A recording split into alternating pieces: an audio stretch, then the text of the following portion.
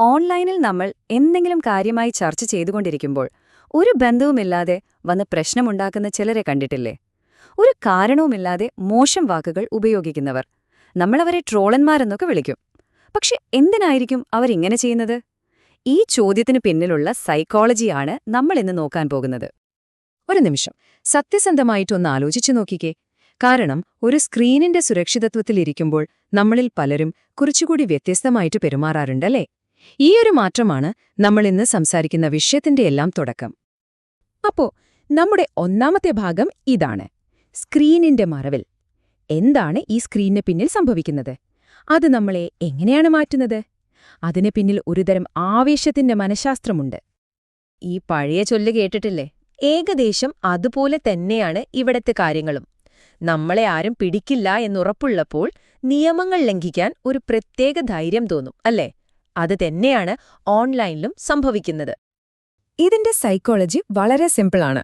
നമ്മളെ ആരും തിരിച്ചറിയില്ല എന്നൊരു ധൈര്യം, അതിന്റെ കൂടെ ഒരു നിയമം തെറ്റിക്കുന്നതിന്റെ ഒരു ചെറിയ ത്രില്ലും.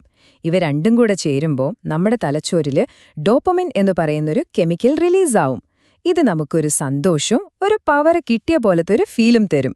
ഒരു നിമിഷത്തേക്ക് നമ്മൾ എന്തോ വലിയ ആളാണെന്നൊക്കെ തോന്നും. ഈയൊരു ഡോപ്പമിൻ റഷിന് വേണ്ടിയാണ് ട്രോളന്മാര് ജീവിക്കുന്നതെന്ന് തന്നെ പറയാം. അവർക്ക് വേണ്ടത് ഒരു നല്ല ചർച്ചയല്ല, മറിച്ച് നിങ്ങളുടെ ശ്രദ്ധയാണ്. നിങ്ങളുടെ ലൈക്കുകൾ, നിങ്ങളുടെ ദേഷ്യം പിടിച്ച കമന്റുകൾ, നിങ്ങളുടെ ഓരോ റിയാക്ഷനും അവർക്ക് ആഗ്രഹിക്കുന്ന ആ ഒരു താൽക്കാലിക അധികാരം നൽകുന്നു. ശരി, ഇനി അടുത്ത ഭാഗം: ട്രോളിന്റെ തന്ത്രങ്ങൾ. ഇവർ സ്ഥിരമായി ഉപയോഗിക്കുന്ന 3 അടവുകളുണ്ട്. ഇത് തിരിച്ചറിയാൻ പഠിച്ചാൽ തന്നെ നമുക്കിവരെ വളരെ എളുപ്പത്തിൽ നേരിടാൻ പറ്റും. ഒന്നാമത്തേത് വാട്ടബൌട്ടിസം. അതായത്, നിങ്ങൾ റോഡിലെ കുഴികളെക്കുറിച്ച് സംസാരിക്കുമ്പോൾ അതിരിക്കട്ടെ, മാലിന്യ പ്രശ്നത്തെക്കുറിച്ച് നിങ്ങൾക്കൊന്നും പറയാനില്ലേ എന്ന് ചോദിച്ച് വിഷയത്തിൽ നിന്ന് ശ്രദ്ധ തിരിക്കുന്ന പരിപാടിയില്ലേ, അതുതന്നെ.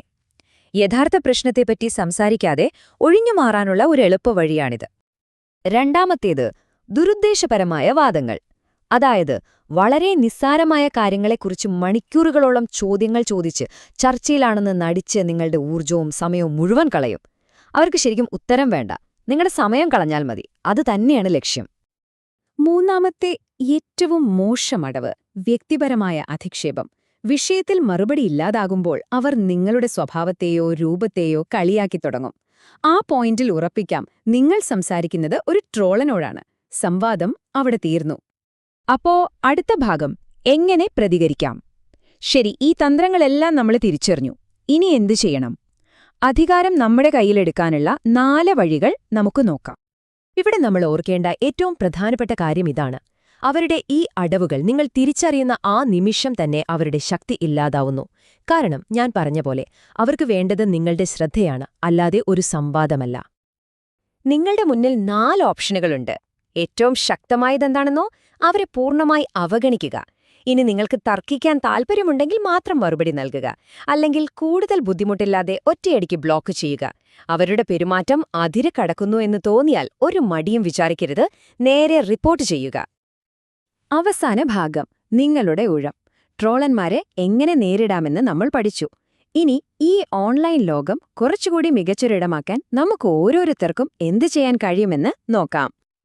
സത്യം പറഞ്ഞാൽ, ലോകത്തുള്ള എല്ലാ ട്രോളന്മാരെയും നമുക്ക് ഇല്ലാതാക്കാൻ കഴിഞ്ഞെന്നു വരില്ല. പക്ഷേ അവർ നമ്മുടെ സംഭാഷണങ്ങളെ വിഷലിപ്തമാക്കുന്നത് തടയാൻ നമുക്ക് തീർച്ചയായും സാധിക്കും.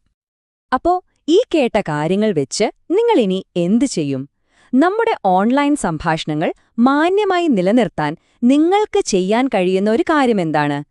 ഓർക്കുക, നമ്മൾ ചെയ്യുന്ന ഓരോ ബ്ലോക്കും, ഓരോ റിപ്പോർട്ടും, എന്തിന് നമ്മൾ നൽകുന്ന ഓരോ അവഗണനയും നമ്മൾ ഒരുമിച്ച് നടത്തുന്ന ഒരു മുന്നേറ്റമാണ്. നമുക്ക് ഈ ഇടം എല്ലാവർക്കുമായി മികച്ചതാക്കാം.